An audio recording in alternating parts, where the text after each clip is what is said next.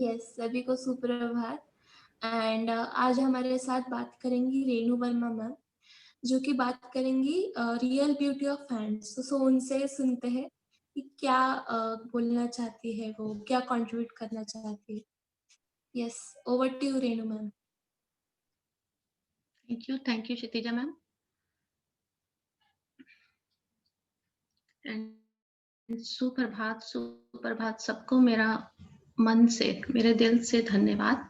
आपने सबसे पहले तो धन्यवाद इस बात का भी देना चाहूँगी कि जो आपने मुझे फर्स्ट सेशन जो इनर ब्यूटी के ऊपर इतना एप्रिशिएट किया, उसके लिए भी धन्यवाद। और जो इस प्लेटफ़ॉर्म पे बोलने का हमें अपॉर्च्युनिटी दे रहे हैं, उसके लिए भी बहुत-बहुत धन्यवाद। और आज का टॉपिक जैसे क्षितिजा मैम ने बताया कि रियल ब्यूटी ऑफ हैंड्स, तो उसके बारे में मैं आप सबसे बात करना चाहूँगी। फ्रेंड्स, हमारी लाइफ में हमारे हैंड्स की बहुत ज़्यादा वैल्यू रहती है, बहुत ज़्यादा। आपकी लाइफ में भी आपके मिस एक्सपीरियंसेस होंगे।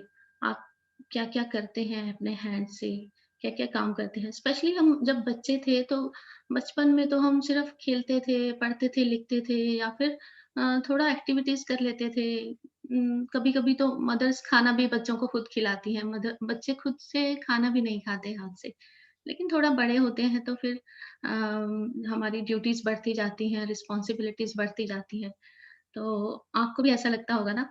तो और जब पेरेंट्स बनते हैं, उसके बाद तो आफ्टर मैरिज और जैसे जॉब शुरू हो जाता है हमारा और हमारी लाइफ स्टार्ट हो जाती है, रिस्पॉन्सिबिलिटी ले लेते हैं अपने अपने लाइफ की, तो और ज़्यादा रिस्पॉन्सिबिलिटीज़ हो जाती हैं। तो हमें घर का भी ध्यान रखना है, जॉब का भी, बच्चों का भी, तो बहुत ज़्यादा रिस्पॉन्सिबिलिटीज़ हो जाती हैं। तो मैं बस बच्चों के लिए ये एक इंस्पिरेशन देना चाहती हूँ बच्चों को कि आप अगर अपने पेरेंट्स को, अपने मदर को स्पेशली अगर आप छोटे-छोटे कामों में हेल्प करेंगे, तो उनको बहुत ज़्यादा स्पेशल फ़ील होगा, बहुत ज़्यादा। और इसमें सिर्फ़ उनका ही बेनिफिट नहीं है, आपका भी बेनिफिट है। जब आप बड़े होंगे, जब आप करेंगे खुद ये सब काम, तो आपको ऐसे लगेगा कि आपको कुछ सीखने की ज़रूरत ही नहीं है, ऑटोमेटिकली आपको सब काम आ जाएँगे। Because these works are a necessity of a life, not a choice। करने ही पड़ेंगे, जितना मर्ज़ी हम मेड्स रख लें, आजकल तो मेड्स हर हर काम के लिए मेड्स मिल जाती हैं। लेकिन फिर भी जो एक काम मदर करती है, जो एक घर की गृहिणी जो एक घर को सँभालती है, वो कोई भी मेड नहीं कर पाती, कोई भी मेड नहीं कर पाती। और मेड तो छुट्टी पे भी चली जाती है अपनी मर्ज़ी से, लेकिन मदर्स को कोई छुट्टी नहीं होती। उनको तो 24/7 सबके लिए सर्विस देना है, सर्विस। और इसी टॉपिक से रिलेटेड मैं आपको एक स्टोरी सुनाना चाहूँगी। तो स्टोरी तो सबको पसंद आती है, आप सुनना चाहेंगे? तो गुरु गोविंद सिंह जी के बारे में आप जानते हैं? उनका सिखों के 10वें गुरु हैं। अभी-अभी गुरुपुरब गया, गुरु नानक जी का जन्मदिन था, गुरुपुरब था और गुरु गोविंद सिंह जी हमारे सिखों के 10वें गुरु हैं। नांदेड़ में तो सर बहुत बड़ा गुरुद्वारा है उनका श्री हज़ूर साहिब। आपको पता ही होगा, आप नांदेड़ से हैं तो। तो उनका बर्थ थोड़ा-सा इंट्रोड्यूस करवाऊँगी उनको। तो उनका बर्थ 1666 को हुआ था और 1699 को उन्होंने सिख पंथ की स्थापना की थी और 1708 में उनका डेथ भी हो गई। 42 इयर्स के लाइफ स्पैन में उन्होंने बहुत बड़े-बड़े काम किए, इसीलिए वो अभी अमर हो चुके हैं और हमारे सिखों के लिए सबके लिए ही वो एक गुरु की तरह याद किए जाते हैं। और उनसे रिलेटेड एक स्टोरी है। तो ऐसे ही वो सभा में सबको अच्छी-अच्छी बातें सिखाते थे और सबसे अपने अपने जितने भी बड़े लोग हैं वो अपने काम खुद ही करते हैं। तो वो भी अपने शिष्यों को या अपने सभा में सब लोगों को अच्छी-अच्छी टीचिंग्स देते थे। तो एक बार ऐसे ही सभा में वो बैठे होते हैं और उन्होंने देखा कि एक लड़का जो कुछ नए इंटेंशन से पहली बार उन्होंने देखा एक लड़का कि मेरी सभा में आया है और बहुत ही एंथुसियास्ट से बैठा हुआ है। तो वो जानते थे उसके मन में क्या है, इसीलिए उन्होंने जानबूझ के वो आए और उन्होंने बोला कि मुझे आज प्यास लगी है, मुझे पानी कौन पिलाएगा? तो उसने इनिशिएटिव लिया और भाग के सबसे पहले आगे आया कि गुरुजी मैं लेके आऊँगा पानी आपके लिए, तो वो लेने चला गया। तो उसके बाद फिर उसने वहाँ गया और पानी लेके आया और गुरुजी ने देखा कि उसके बोला तुम्हारे हैंड्स हैंड्स तुम्हारे बहुत सॉफ्ट हैं। तुम काम के लिए क्या करते हो? कैसे करते हो अपने काम? तो उसने बताया कि गुरुजी मैंने तो कभी कोई काम किया ही नहीं है लाइफ में। मेरे पेरेंट्स बहुत रिच हैं और उन्होंने जब भी मुझे कोई काम होता है, जब भी मुझे किसी चीज़ की ज़रूरत है तो मेरे पास सर्वेंट्स हैं 24/7 और वो मुझे देते हैं और उसके लिए कोई भी काम मेरे लिए वही करते हैं। तो उसके लिए उनको पे किया जाता है और दे आर हैप्पी एंड उसमें ही सब खुश हैं। तो गुरुजी ने कहा तुमने कभी किसी के लिए कुछ काम नहीं किया? तो उसने बोला नहीं गुरुजी मैंने मिस आप ही फर्स्ट पर्सन हो जिसके लिए मैं ये पानी का गिलास लेके आया हूँ। आज तक मैंने कभी किसी की कोई सेवा नहीं की, कभी किसी का कोई काम नहीं किया। तो गुरुजी ने कहा तो ऐसे अपनी टीचिंग्स देते रहे लोगों को, मिस कंटिन्यू किया उन्होंने। तो एक एक सभा में किसी जन ने पूछा कि गुरुजी आपने तो पानी मँगवाया था पीने के लिए, अभी आपको प्यास नहीं लगी, आप पानी नहीं पिएँगे? तो गुरुजी ने कहा कि मैं ये पानी नहीं पी सकता, मैं ये पानी नहीं पीऊँगा बिकॉज़ बिकॉज़ ये पानी साफ नहीं है, दिस वाटर इज़ डर्टी। तो उस लड़के को हैरानी हुई ये बात देखकर कि नहीं उसने आगे बढ़कर बोला, "नहीं गुरुजी, मैंने सबसे पहले इस बर्तन को धोया था, फिर अपने हैंड्स धोए, फिर मैंने वेल से ये पानी निकाला और डायरेक्टली उसमें डाल के आपके लिए लेकर आया हूँ। मैं आपको एश्योर करता हूँ, डोंट वरी अबाउट इट, ये पानी बहुत साफ है, आप इसको पी सकते हैं।" तो गुरुजी ने कहा कि नहीं, ये पानी तो ठीक है लेकिन योर हैंड्स आर डर्टी। तुम्हारे हैंड्स अ, एक्चुअली उन्होंने क्या समझाना चाहते थे उसको कि hands are made pure by doing services. Your hands are dirty बेटा। और तो वो सोचने लगा कि गुरुजी क्या कहना चाहते हैं। गुरुजी ने आगे एक्सप्लेन किया कि बच्चे if you do not work और serve others it is like as if you become filled with dirt. If you are filthy, who will want to be near you? तो गुरुजी ने कहा कि if you do not do service or work, you are as contaminated as a dead body, which no one would touch. So your feet are made pure by going to see your guru, and your hands are made pure by services. It is our lifestyle to serve the people, and this is very important in our life. हमें अपनी life में सबकी सेवा करनी चाहिए, अपने parents की, अपने जो भी घर में आता है, हमें अपने काम खुद करने चाहिए और गुरुजी इसी बारे में उन उसको बता रहे थे। तो उसको रियलाइज़ हुआ, उसको ये बात मन को छू गई, जो गुरुजी ने उसको सिखाया। उसके मन को कहीं न कहीं उसे टच कर गई और वो डीप सोच में सोचने लगा और काफ़ी दिनों तक सोचता रहा और फिर उसको ऐसे अपने सर्वेंट से काम करवाना कंफर्टेबल फ़ील नहीं हो रहा था उसमें। जब भी वो उसके लिए काम करते तो उसको ऐसे लगता कि मैं मुझे खुद करने चाहिए ये काम। तो फिर एक दिन उसने डिसाइड किया कि मैं इन इन सबके साथ इनके साथ ही रहूँगा और सब काम सीखूँगा।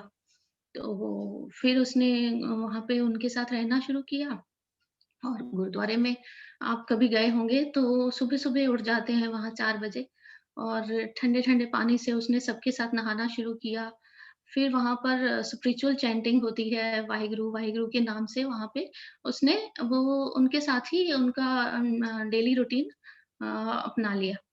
और फिर उसके बाद वो किचन में जाता जैसे वहाँ पर फ्री सबके लिए लंगर मिलता है, प्रसाद मिलता है, तो उसमें उसने कंट्रीब्यूट करना स्टार्ट किया, हेल्प करना स्टार्ट किया। सबसे पहले वो बनाने में उनको हेल्प करता, फिर सब जितने भी वहाँ पर आते थे लोग, उनको सेवा करता था, उनको सर्व करता था खाना। फिर उनके बर्तन धोना, फिर फ्लोर को स्वीप करना। फिर ऐसे ही करते-करते वो पूरा किचन सँभालना और पूरा काम उसने धीरे-धीरे सीख लिया और उसमें जैसे-जैसे वो काम सीखता गया, उसमें इतना हम्बलनेस और काइंडनेस आता गया उसको खुद को ही फ़ील नहीं हुआ।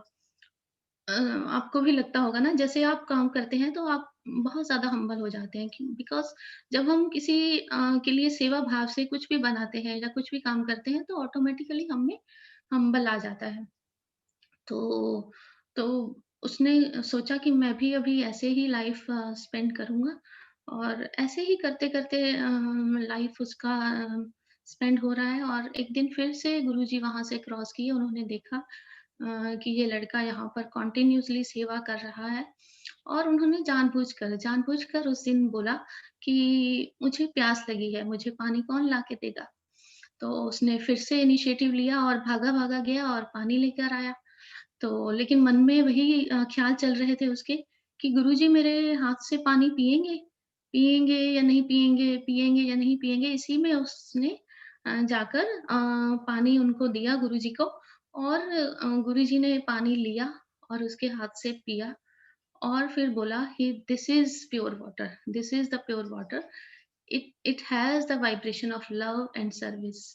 एंड वो इतना खुश हुआ कि अम, सपोज़ भी नहीं कर सकते। तो इस स्टोरी का मैं यही कंक्लूज़न है कि आप अपने हाथों से काम कीजिए, और इवन बच्चे भी छोटे-छोटे काम, अपने रूम को क्लीन करना और अपने पेरेंट्स को उनके कामों में हेल्प करना, बहुत काम कर सकते हैं, छोटे-छोटे बहुत काम कर सकते हैं, और उनको स्पेशल, आपके पेरेंट्स को स्पेशल फ़ील होगा इसमें। जैसे आपकी मम्मा, आपके पापा आपको स्पेशल फ़ील कराने के लिए आपको नई-नई डिशेज़ बना के देते हैं खाने में, और नए-नए गिफ्ट्स लाते हैं, या मीन्स अगर वो एक दिन भी काम नहीं करें तो आपकी लाइफ़ ऐसे रुक सी जाती है। लेकिन हम करें, बच्चे करें या न करें, उनका लाइफ़ तो स्मूथली चल रहा है, लेकिन पेरेंट्स को डेली करना ही पड़ता है। तो friends, you see, when we let other people do everything for us, we become spoiled and our hearts don't shine. And remember the first Guru, Guru Nanak Dev Ji, even when he was old, he worked the farm digging land. And no one is too special to do hard or even dirty work. Even you are a child, your work is to do well in school and learn, and your service to others can be taking care of your mom and dad and your family. So friends, make your soul happy, make your guru happy, work hard and serve others with your head. Be humble and go to Guru, and with your eyes, not look at other people things. Instead, look to your Guru. With your ears, listen to with focus to the Guru's teaching, and with your tongue, sing Guru's songs and chant Guru's mantra. बस बच्चों के लिए मेरा यही एक request है कि आप धीरे-धीरे करके छोटे-छोटे कामों में मम्मा-पापा ही हेल्प कीजिए। फिर आपको देखिए कैसे आपको इंटरनल खुशी भी मिलेगी, और आपको वैल्यू पता चलेगी अपने हैंड्स की, कि ये छोटे-छोटे हैंड्स आपके लिए क्या-क्या काम कर सकते हैं।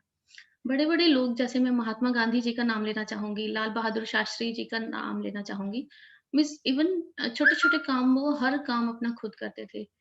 तो बहुत बड़े एग्ज़ाम्पल्स हैं हमारे पास, लेकिन बच्चों को हमने सिखाना है। आजकल के बच्चे मोबाइल्स खेलते हैं, कंप्यूटर्स ऑपरेट करते हैं, अपनी ही लाइफ़ में बिज़ी हैं, बिकॉज़ हम सोचते हैं कि वो स्टडीज़ उनके लिए सबसे ज़्यादा इम्पोर्टेंट है। हम नहीं बोलते कई बार उनको, लेकिन हमारी ड्यूटी है कि हम उनको काम सिखाएँ, ताकि उनको आने वाली लाइफ़ में ईज़ी हो जाए, बिकॉज़ सब ये नेसेसिटी है लाइफ़ की फ्रेंड्स। तो इसी के साथ ये टॉपिक को एंड करूँगी, और सर को कहूँगी, सर अगर कुछ आपको लगता है कि इसमें आप ऐड कर सकते हैं, या फिर मैंने कुछ गलत बोला हो, तो उसके लिए आप उसको राइट कर सकते हैं। Thank you friends, thank you so much. आपका बहुत-बहुत धन्यवाद। Over to you sir. Thank you, ma'am. Thank you. That was amazing, amazing. Let's appreciate. Amazing. And मैं आपसे पूरी तरह सहमत हूँ कि जो ग्रोथ होती है, मैं कई बार ना, मैं स्पेशली हमारे कोचिंग में बार-बार बताता हूँ कि हमारी जो काइनेस्थेटिक मेमोरी होती है, मसल मेमोरी, वह इटर्नल मेमोरी होती है। यानी हमने कोई बात सोची, हम भूल सकते हैं, सुनिए भूल सकते हैं, देखिए भूल सकते हैं, बट हमने कोई काम किया तो भूल नहीं सकते। एग्जाम्पल, आपने मान लो पूरा साल मेहनत करके कोई पाठ पढ़ लिया 10th का, कभी ना कभी भूल सकते हो, बट 3 दिन मेहनत करके साइकिल सीख ली ना, जीवन भर भूल नहीं सकते। 8-10 घंटा मेहनत करके अगर स्विमिंग सीख ली ना, पूरा जीवन नहीं भूल सकते, है ना। एक बार चाय बनानी सीख ली, पूरा जीवन नहीं भूल सकते। तो ये जो एक्शन है ना, power of muscles and muscle memory, amazing है, अमेजिंग है। अब एक विनती के साथ